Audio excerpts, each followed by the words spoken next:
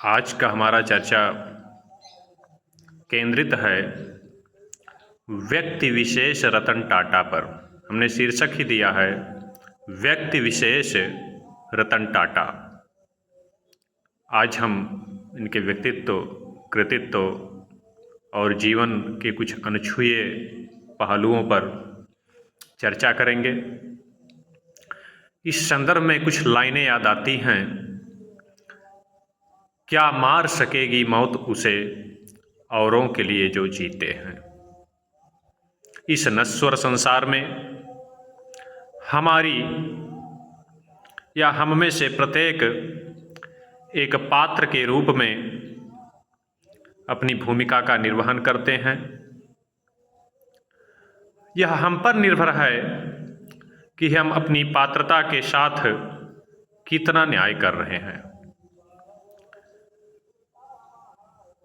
इस संसार रूपी रंगमंच में सब कुछ मिथ्या है, बस केवल और केवल यही हमारी जो पात्रता है, यही इस मिथ्या जगत की एकमात्र हमारी निधि है कि हम अपनी पात्रता के साथ, अपनी अदा के साथ कितनी बेहतर भूमिका का प्रदर्शन कर रहे हैं।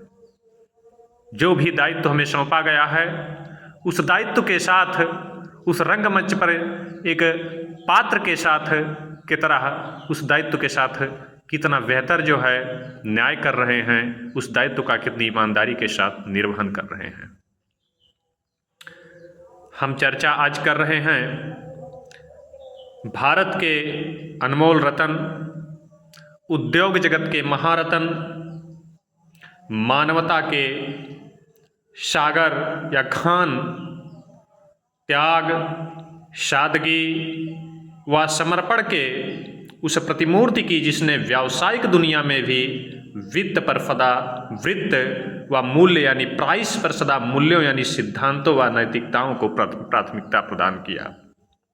संभवतः उस व्यक्तित्व या कहें कि एक युग का ही आज अंत सा हो गया।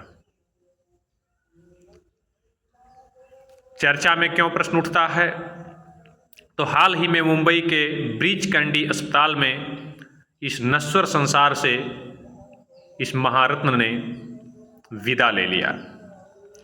परिचय थोड़ा सा उनके हम जाएंगे परिचय पर। तो इनका पूर्ण नाम था रतन नवल टाटा। अवतरण हमने जन्म शब्द का प्रयोग नहीं किया है, क्योंकि कुछ लोग जन्म नहीं अपितु अवतरित होते हैं। मृत्यु शब्द का हमने प्रयोग न करके अंतिम श्वास का प्रयोग किया है। अंतिम सत्य शब्द वहाँ कह सकते हैं, क्योंकि ऐसे लोग मरा नहीं करते हैं।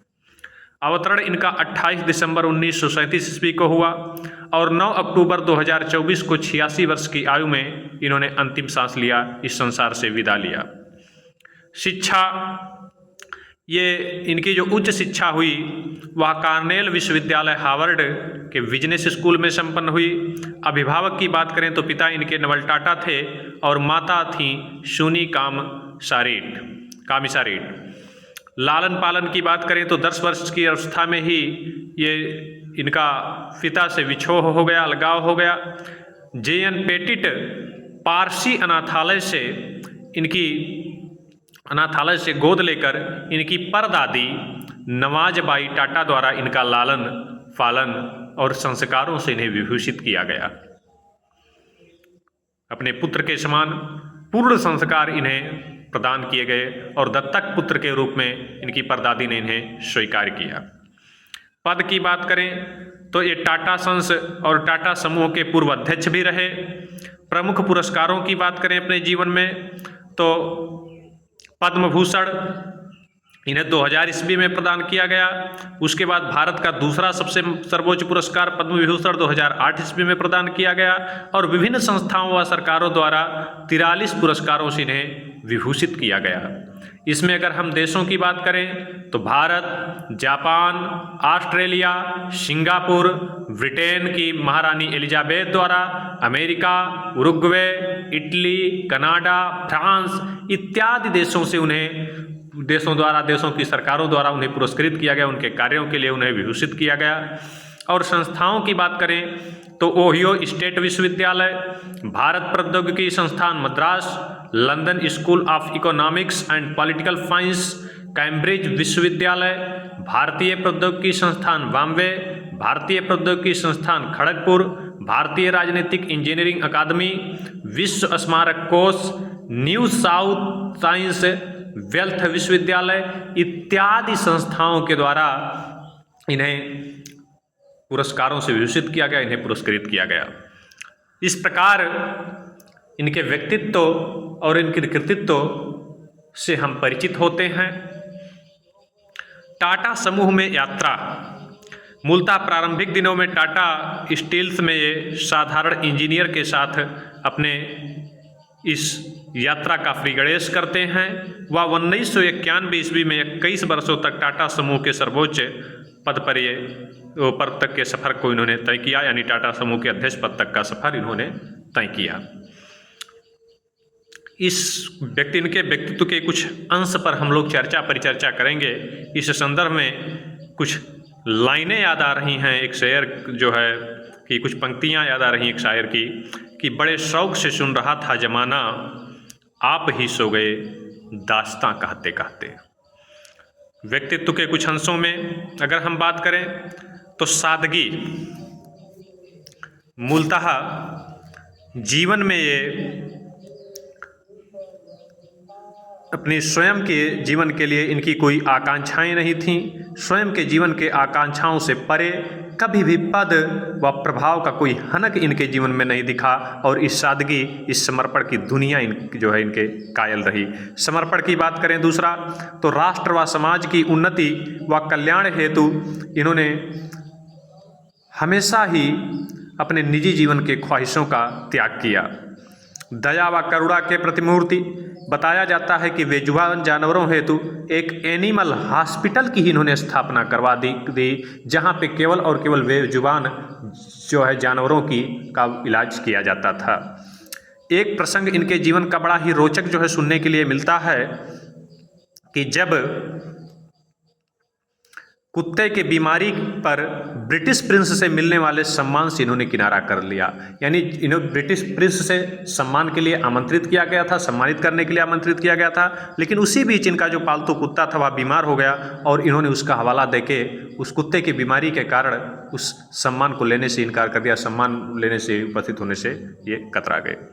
फिर दोस्ती की बात करें तो दोस्ती की ऐसी प्रतिमूर्ति कि 55 वर्ष की आयु में एक छोटे से युवक को फर्श से अर्श तक आपने पहुंचा दिया, और नाम हम उससे जो है चर्चे जो है व्यक्ति की बात कर रहे हैं, उस नाम की बात कर रहे हैं जो शांतनु नायडू के रूप में आज आपके जो है टाटा सन्स में सेवा प्रदान कर रहे हैं। दानवीर। 2008 के वैश्विक मंदी में भी आपने अपनी बीवी को $50 मिलियन दान दिया, जब हर कोई कंपनी कर्मचारियों की छटनी और इत्यादि क्रियाकलापों से, अन्यादि क्रियाकलापों से अपने अपने कंपनी को संभालने में लगी हुई थी, तब आपने वहां दानवीरता का परिचय देते हुए इस प्रकार का समर्पण, इस प्रकार का त्याग दिखाया। परोपकार की बात करें तो परोपकार में शिक्षा, स्वास्थ्य, रोजगार इत्यादि के क्षेत्र में आपके कार्य उल्लेखनीय हैं, आपके कार्य सराहनीय हैं। शिक्षा के क्षेत्र में आपने कई शिक्षण संस्थानों की स्थापना की जो आपके जीवन पर्यंत उच्च मानदंडों का पालन करते हुए शिक्षण का कार्य कर रहे थे और अभी भी हैं। स्वास्थ्य के क्षेत्र में आपके द्वारा मुंबई में स्थापित कैंसर हॉस्पिटल ना जाने कितने कैंसर रोगियों के लिए वरदान साबित हुआ, ना जाने आप कितने कैंसर रोगियों के लिए ईश्वर तुल्य साबित हुए, वह उसकी एक पराकाष्ठा है, उसका एक जो है जीवंत उदाहरण है। रोजगार के क्षेत्र में बात करें तो कर्मचारियों के साथ जिस प्रकार का आपका अभिभावक और परिवार की तरह जो है आपने बर्ताव किया, परिवार की तरह कर्मचारियों के साथ जो स्नेह आपका हुआ करता था, वह जिस प्रकार से अपने कर्मचारियों को सुविधाएं टाटा के द्वारा प्रदान की जाती थी, शायद कोई कर्मचारी सरकारी जो है नौकरियों में भी उतना सुविधाएं या उतना सुरक्षित अपने आप को महसूस नहीं करता था जितना कि कोई व्यक्ति टाटा की कंपनी में जो है नौकरी करने पर सुरक्षित महसूस करता था। इसका प्रत्यक्ष उदाहरण कोविड काल का वह समय है जब सारी कंपनियां, चाहे वो रिलायंस हो चाहे कोई भी कंपनी हो, सब लोगों के द्वारा न केवल अपने कंपनी में कर्मचारियों की छंटनी की जा रही थी जो है कंपनी बंद होने के कारण, अपितु जो लोग उच्च पदों पर थे उनके वेतन में भी 30% की कटौती का जो है कार्य किया गया। और उस बीच जब आपके कंपनी के मैनेजर ने यह प्रस्ताव आपके सम्मुख रखा तो आपका जवाब अत्यंत ही एक प्रकार से विचारपूर्ण था। उसमें आपके व्यक्तित्व के झलक जो है दिखाई देते हैं। जब आपने उत्तर देते हुए कहा कि महोदय आप जो है कर्मचारियों के छंटनी और वेतन में कटौती की बात कर रहे हैं, यह कंपनी, यह टाटा सन्स आज बना किसके खून पसीने से है? और जाहिर सी बात है महोदय, यह कंपनी नहीं अपितु यह परिवार है, यह एक जो है हमारी पारिवारिक संस्था की भांति जो है। और जाहिर सी बात है कि परिवार में अभिभावक की भूमिका तब कहीं महत्वपूर्ण हो जाती है जब परिवार संकट की स्थिति से गुजर रहा हो। और आज हम इनको छंटनी कर दें जब इनके ऊपर जो है इनको इस कंपनी की आज सबसे ज़्यादा ज़रूरत है और आप 30% वेतन की कटौती की बात कर रहे हैं। तो ये मजदूर हैं, इनको हम कितना वेतन देते ही हैं, उतनी ही वेतन देते हैं कि जितना ये अपने जीवन की आवश्यकताओं की पूर्ति कर सकें, और उसमें भी हम कटौती कर दें। यह आपके जीवंत व्यक्तित्व का एक उदाहरण था। और साथ ही साथ स्वाभिमान के आप प्रतिमूर्ति थे। बताया जाता है कि 1998-99 के दौर में जब एक व्यक्ति को जो है मोटरसाइकिल सवार को आपने जो है परिवार के साथ भीगते हुए जाते हुए देखा तो आपके मन में वह दया का सागर जो उमड़ पड़ा।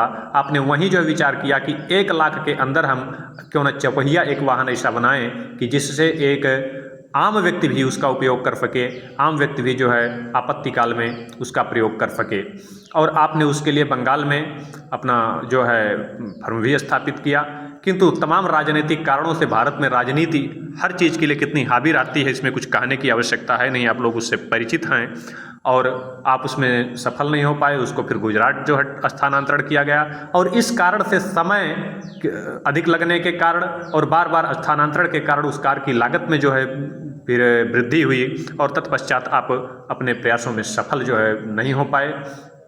और बाद में आप फोर्ड के मालिक बिल फोर्ड के पास उस कंपनी को जो है खरीदने का आपने प्रस्ताव रखा और बिल फोर्ड ने आपका मजाक उड़ाते हुए जब वहाँ पे कहा कि जब आपको कार के क्षेत्र में रत्ती मात्र ज्ञान नहीं है तो आप उतर ही क्यों गए इस क्षेत्र में। यदि मैं आज आपके इस कार कंपनी को जो खरीदता हूं तो यह आपके साथ एक बहुत बड़ा एहसान होगा, आपके ऊपर बहुत बड़ा एहसान होगा। रतन टाटा उस अपमान को सहन नहीं कर सके, तुरंत वो देश लौट आए और पुनः जो है टाटा मोटर्स की आपने स्थापना की जो आज अपने चरम उस पर विद्यमान है। और 2008 में समय पलटा, टाटा समय का इंतजार कर रहे थे और समय के जो है पलटाव के साथ ही वही फोर्ड के जो मालिक विल फोर्ड थे उनकी 2 कंपनियों का आपने अधिग्रहण किया, 2 कंपनियों को आपने खरीदा, जगुआर और लैंड रोवर। और तब जो है विल फोर्ड ने आपसे कहा, आपने नहीं उनसे कहा, विल फोर्ड ने आपसे कहा कि यदि आप इस कंपनी को हमसे खरीद रहे हैं, हमारी कंपनी को खरीद रहे हैं तो आप हमारे ऊपर बहुत बड़ा एहसान कर रहे हैं। यह था आपका स्वाभिमान, यह था आपके व्यक्तित्व की जो है प्रतिबद्धता। राष्ट्र के प्रति त्याग, श्रद्धा व समर्पण के आप प्रतिमूर्ति थे और यह आपके लिए कभी प्रचार का विषय नहीं बना। प्रत्येक व्यक्ति है 2 रुपया दान नहीं देता है तो 200 रुपया उसके विज्ञापन के लिए खर्च करता है, लेकिन आपने कभी भी इन कार्यों को प्रचार का विषय नहीं समझा। आपने सदा ही जो है हृदय से एक देश के सच्चे सपूत की भांति अपने दायित्वों का निर्वहन किया। इसका जो है एक उदाहरण तब प्राप्त होता है जब 1962 का युद्ध का जो है दौर शुरू हुआ और जाहिर सी बात है कि वही आपके अविवाहित रहने का भी मूल कारण साबित हुआ, जैसा कि आपके एक इंटरव्यू से जो है प्राप्त जानकारी से जो है प्राप्त हुआ कि वहाँ पे आप अमेरिका में ही किसी से शादी के लिए आपकी जो है बात चल रही थी, विवाह का प्रस्ताव की बात चल रही थी। और जब 62 में जो है संकट उत्पन्न हुआ, आप देश आना चाह रहे थे तो उस अमेरिकी परिवार ने जो है अपनी पुत्री को यहाँ भेजने से संकट के वातावरण में इनकार कर दिया और आपने कहा कि जो हमारे देश के संकट के समय जो कार्य नहीं आ सकता है वह मेरा सहभागी होने का जो है कतई नैतिक अधिकार नहीं रखता है। और आपने इन विभिन्न परिस्थितियों और कालों में सदा आजीवन देश और समाज की सेवा करते हुए अविवाहित जीवन को स्वीकार किया। इस संदर्भ में अंत में एक जो है कुछ पंक्तियाँ याद आती हैं, 2 पंक्ति याद आती है कि कहानी खत्म हुई और ऐसी खत्म हुई कि लोगों की आंखें नम हुई तालियां बजाते हुए, तालियां बजाते हुए। इस प्रकार से हम लोग यहीं विराम देते हैं। टाटा के जीवन और व्यक्तित्व से हमने जो भी संभव हुआ आपको परिचित कराने का प्रयत्न किया। धन्यवाद।